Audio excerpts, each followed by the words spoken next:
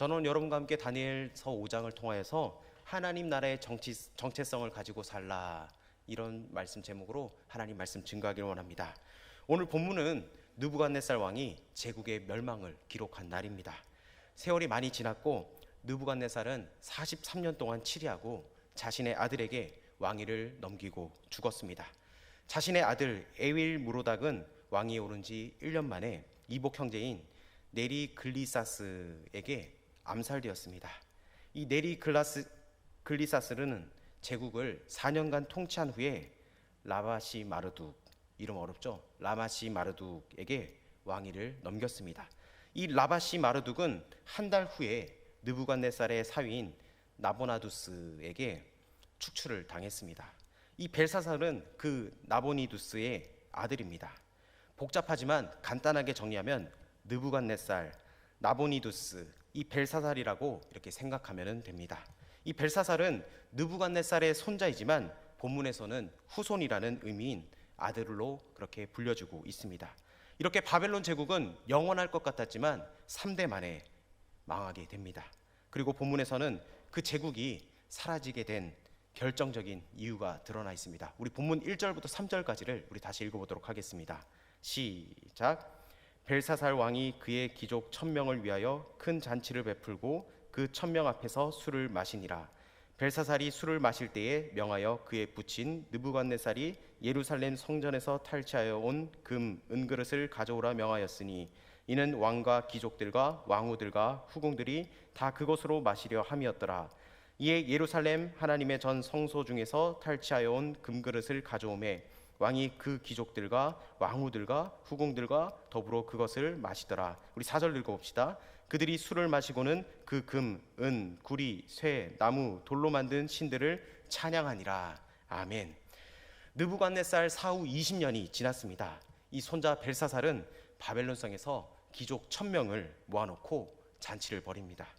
왕은 한창 술을 마시다가 무슨 생각을 했는지 지난날에 느부갓네살 왕이 예루살렘 성전에서 탈취해온 그 자신의 신전에 보관해왔던 성전 그릇을 다 꺼내오라고 명령을 하고 있습니다.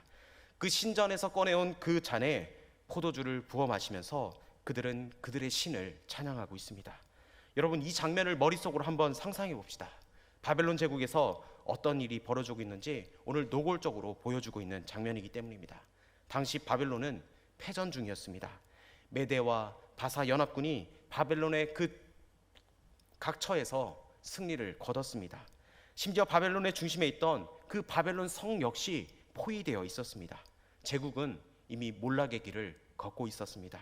그러나 벨사살은 그러한 현실을 인정하지 않았습니다. 그는 귀족들을 다 불러 모아서 가장 안전했던 그 바벨론 성 안에서 엄청난 규모의 그 파티를 벌이고 있었던 겁니다. 계속 술이 나오고 수많은 여인이 시중을 듭니다. 그리고 다양한 재료로 만든 그 우상들을 찬양하고 있습니다. 즉 멸망을 눈앞에 둔 사람들이 벌리는 그 광란의 파티가 열려지고 있었던 겁니다. 그 과정에서 이 술에 취한 벨사살은 건드려서는 안 될 것을 건드리고 맙니다. 바로 성전에서 탈취한 그 그릇을 꺼내와서 거기에 술을 따라 마시게 된 겁니다. 그때 전혀 예상치 못한 일이 일어납니다. 우리 5절 말씀을 읽어봅시다. 시작. 그때에 왕궁 촛대 맞은편 석회벽에 글자를 쓰는데 왕이 그 글자 쓰는 손가락을 본지라.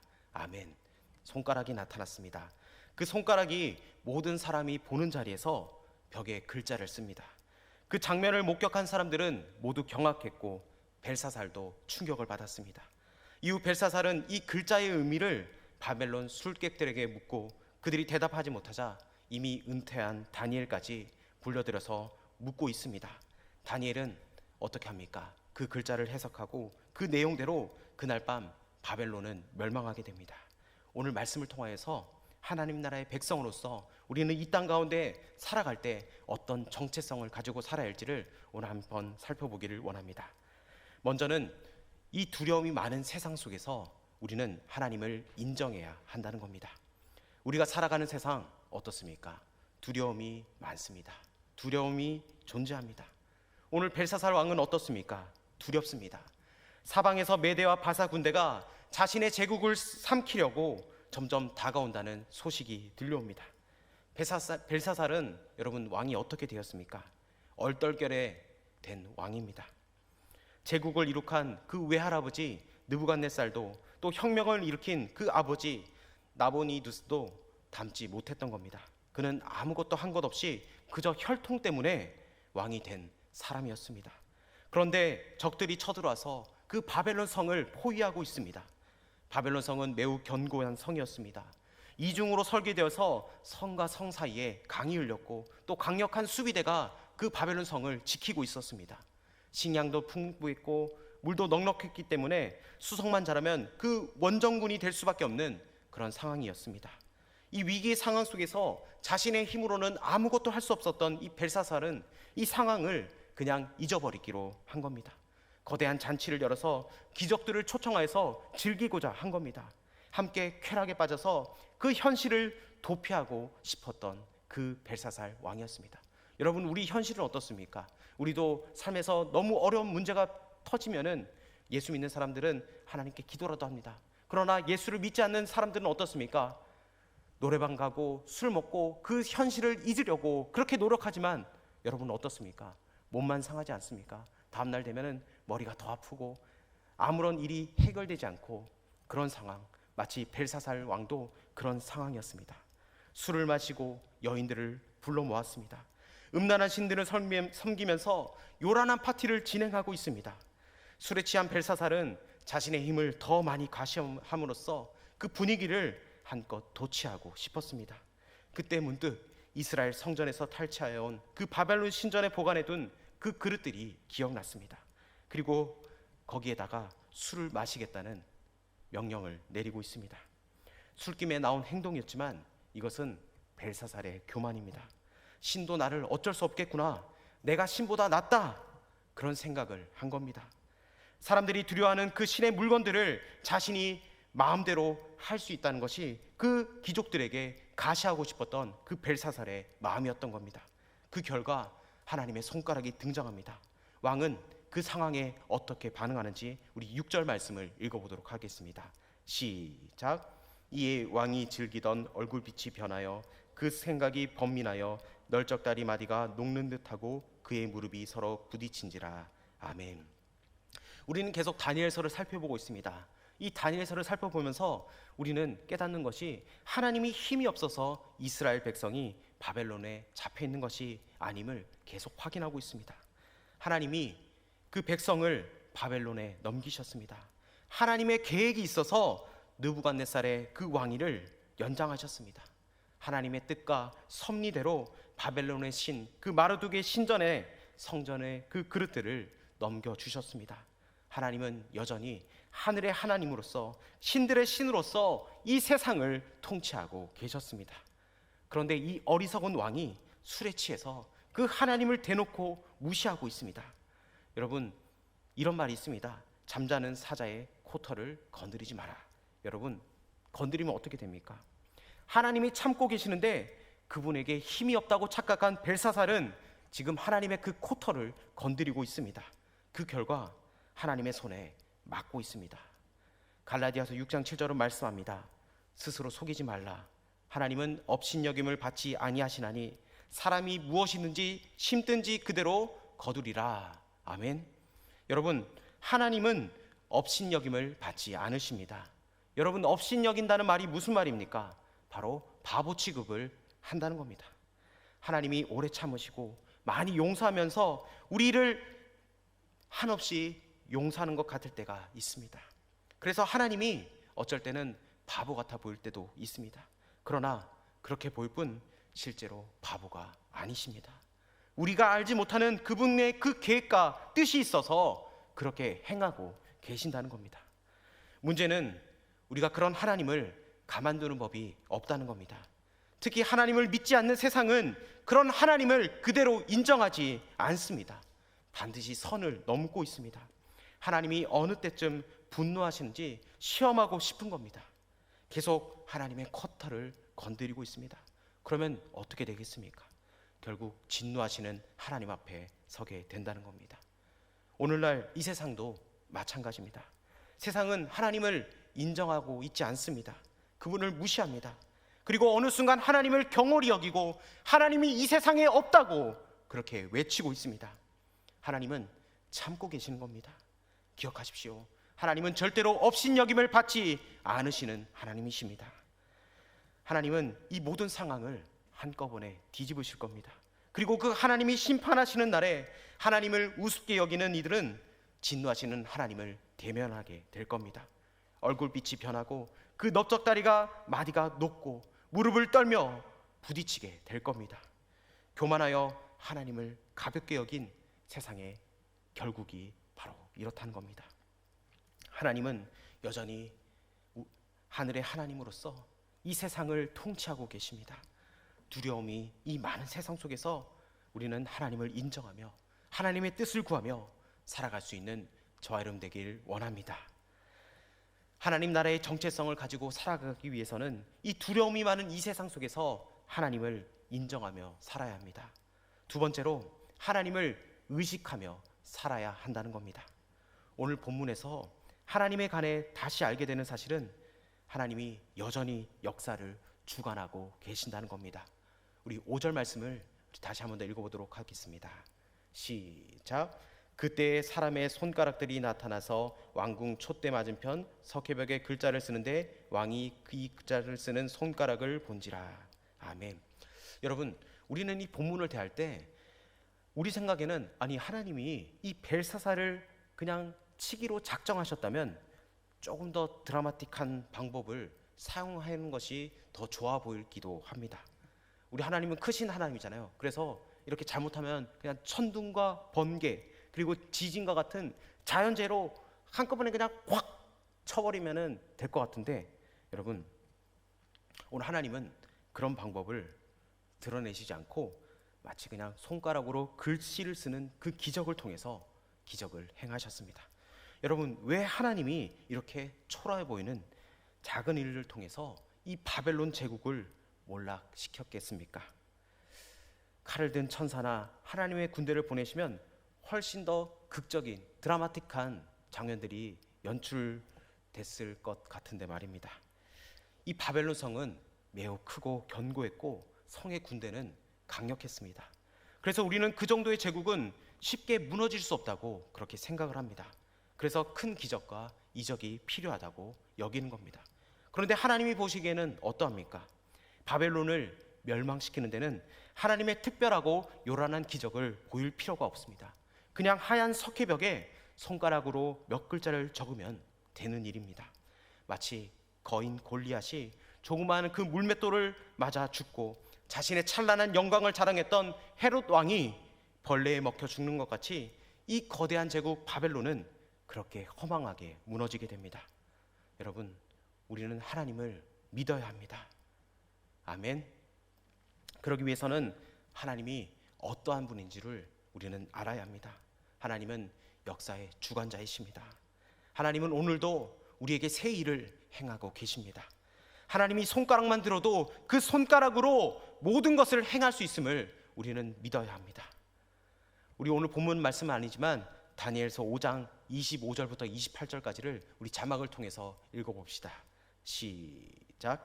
기록된 글자는 이것이니 곧 메네 메네 데겔 우바르시니라. 그 글을 해석하건대 메네는 하나님이 이미 왕의 나라의 시대를 세워서 그것을 끝나게 하셨다 함이요, 데겔은 왕을 저울에 달아보니 부족함이 보였다 함이요. 아멘. 그 왕궁의 글자를 쓴 것의 해석입니다. 여러분, 메네는 무엇을 의미하나? 세워지다라는 의미입니다. 데겔은 저울에 달다, 그리고 바르시는 나누어지다. 즉 계수해보고 저울에 달아보니 기준치에 모자라서 나누어질 것이다. 이것이 바로 하나님의 판결입니다. 하나님이 바벨론과 벨사살을 놓고 그분의 기준에 얼마나 이를 얻는지를 저울에 달아보고 있습니다. 그리고 그 벨사살과 바벨론에 대한 그 측정값이 나왔습니다. 바로 하나님의 기준에 미달되었다는 겁니다. 한번 달아보고 측량한 그 결과가 아닙니다. 하나님이 수도 없이 측량하고 달아보셨습니다. 그때마다 미달이었지만 하나님이 참고 기다리셨다는 겁니다. 그러는 동안 벨사살은 넘으면 안 되는 선을 넘었습니다. 교만하여서 하나님을 노골적으로 업신여기는 자리까지 갔다는 겁니다. 더 이상 하나님이 허용하실 수 없는 그 무게가 되었다는 겁니다. 그러자 하나님이 판단하시고 심판하셨다는 겁니다. 여러분, 오늘 우리의 무게는 어떻습니까? 우리 가정의 무게는 어떻습니까? 우리 교회 공동체는 어떻습니까? 충분한 무게에 이르렀을까요? 혹시 우리는 속빈 강정처럼 그런 무게가 있지 않을까요? 겉으로 보기에는 무거워 보이고 스쳐볼 때는 괜찮은 것 같은데 막상 절 위에 달아보니까 우리가 놀랄 만큼 가볍고 올라간 이도 측정하는 이도 탄식하게 되는 그런 측정값을 가지고 있지 않습니까? 여러분, 우리는 늘 측량하시는 그 하나님을 의식해야 합니다. 달아보시는 하나님을 기억해야 합니다. 우리의 말과 행동, 그 모든 것이 하나님께 어떻게 계수되는지를 우리는 물으면서 살아야 합니다. 오늘도 우리의 모든 것을 달아보시는 하나님을 의식하며 살아갈 수 있는 저와 여러분 되길 주의 이름으로 축복합니다. 하나님 나라의 정체성을 가지고 살기 위해서는 두려움이 많은 이 세상 속에서 하나님을 인정하며 살아야 한다고 했습니다. 그리고 하나님을 의식하며 살아야 합니다. 여러분, 다니엘은 어떻게 했습니까? 다니엘은 지금 청소년기도 청년기도 아닌 노년기를 보내고 있습니다. 그는 왕궁에서 은퇴했기 때문에 벨사살은 그에 관한 소식을 잘 모릅니다. 그런데 이 왕궁의 사건으로 갑작스럽게 다니엘은 왕 앞에 불려나갑니다. 지금 우리는 이 노년의 다니엘, 인생의 시간에 거의 다 지난 후에 이 땅에서 마지막 순간을 보내고 있는 다니엘을 본문 속에서 만나고 있습니다. 다니엘을 통해서 우리는 하나님의 백성으로 이 세상 속에서 치열하게 살았던 그 인생이 결국 얼마나 성숙한 모습이 되었는지를 우리는 알 수가 있습니다. 다니엘은 어떻게 하느냐? 세상이 주는 포상을 거부하고 있습니다. 우리 오늘 본문 아니지만 17절 말씀을 우리 다 같이 읽어보도록 하겠습니다. 시작. 다니엘이 왕에게 대답하여 이르되 왕의 예물은 왕이 친히 가지시며 왕의 상급은 다른 사람에게 주옵소서. 그럴지라도 내가 왕을 위하여 이 글을 읽으며 그 해석을 아뢰리이다. 아멘. 다니엘은 이 벨사살의 그 왕국이 오늘 하루로 끝난다는 것을 알고 있었습니다. 벨사살이 준다고 하는 그 선물 역시 실제로 받지 못할 것임을 알았던 겁니다. 또한 그는 더 이상 이 세상을 바라보면서 움직이지 않았습니다. 다니엘은 어떤 삶을 살았습니까? 신실한 삶을 살았고 이제 그 신실한 하나님의 사명자가 되어서 서 있었습니다. 사명자는 세상이 주는 포상과 이익에 움직이지 않습니다. 사명자는 오직 그 메세를 주신 하나님께 신실함으로 붙어 있어야 합니다. 다니엘은 지금 왕의 그 포상을 거부함으로써 하나님께만 신실하겠다고 선언을 하고 있습니다. 또한 다니엘은 그 왕의 죄를 책망하시는 그 하나님의 계시를 전하고 있습니다. 우리 다니엘서 5장 22절과 23절을 우리 자막을 통해서 읽어보도록 하겠습니다. 시작. 벨사살이여, 왕은 그의 아들이 되어서 이것을 다 알고도 아직도 마음을 낮추지 아니하고 도리어 자신을 하늘의 주제보다 높으며 그의 성전 그릇을 왕 앞으로 가져다가 왕과 귀족들과 왕후들과 후궁들이 다 그것으로 술을 마시고 왕이 또 보지도 듣지도 알지도 못하는 금, 은, 구리, 새와 나무, 돌로 만든 신상들을 찬양하고 도리어 왕의 호흡을 주장하시고 왕의 모든 길을 작정하시는 하나님께는 영광을 돌리지 아니한지라. 아멘. 다니엘은 더 이상 그 바벨론에 귀하여서 벨신이 왕을 보호하신다라는 뜻의 이 벨드사살이라는 불리는 왕의 신하가 아닙니다. 그는 하나님은 나의 심판자라는 이 다니엘의 이름을 회복했다는 겁니다. 그는 왕을 보호하는 자가 아니라 하나님의 심판의 메시지를 전달하는 자가 되어서 지금 왕 앞에 서 있는 겁니다. 그는 이제 세상 왕을 두려워하지 않습니다. 벨사살 왕은 다니엘을 계속 벨드사살이라 그렇게 이름을 불렀습니다. 그런데 다니엘은 그 벨사살 왕 앞에서 자신이 다니엘임을 계속 드러내고 있습니다. 그는 세상 속에서 사는 하나님의 선지자였습니다. 하나님의 사명자였습니다. 그는 하나님이 심판자이심을 그 세상에게 들려주는 선지자로 그 사명을 지금 신실하게 감당하고 있다는 겁니다. 여러분, 이것이 우리의 정체성입니다. 우리는 세상에서 살아야 합니다. 그러나 세상과 하나 될 수가 없습니다. 세상은 끊임없이 우리를 향해서 너희도 세상에 속하여서 세상의 가치를 지키며 보존하는 사람이 되라고 그렇게 우리를 요구합니다. 그러나 우리는 그 세상의 요구에 순응하지 않습니다. 세상을 떠나지는 않지만 세상처럼 되지도 않습니다. 왜 그렇습니까? 어떻게 그 일이 가능하겠습니까? 우리 크리스찬은 명확한 정체성을 가진 사람들이기 때문입니다. 성도는 세상을 지키는 자가 아니라 바로 하나님의 말씀을 지키는 자이기 때문입니다. 우리는 역사를 주관하시는 하나님을 믿습니다. 우리는 세상을 심판하시는 하나님께서 이 세상에 들려주기를 원하시는 그 메시지를 전하고자 하는 자들입니다.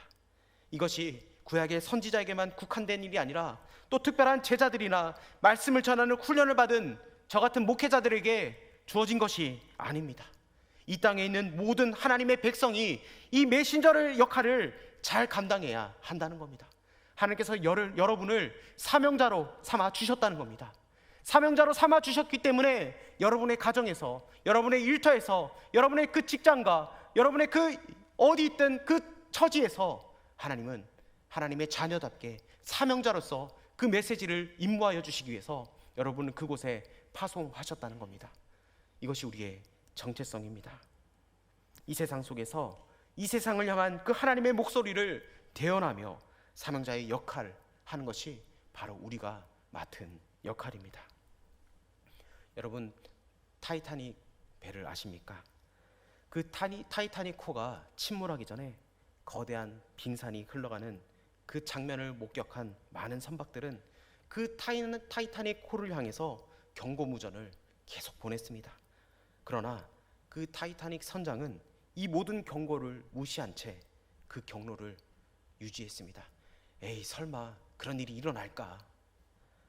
수많은 경고를 듣지 않아서 결국 그 타이타닉호는 침몰하게 되었습니다.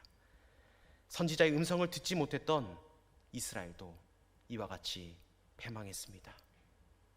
우리가 세상을 향해 전하는 이 하나님의 심판 메시지에 세상이 어떻게 반응할지는 우리는 모릅니다.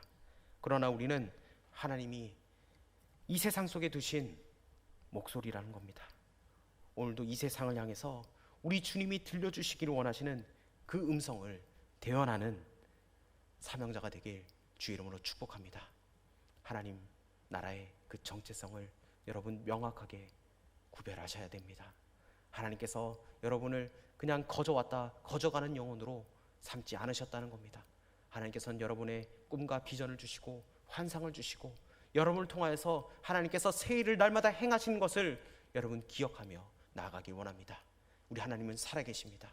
여러분 세상 속에 살아갈 때 그 세상 속에 선을 긋고 명확하게 살아갈 수 있는 저 여러분 되길 원합니다.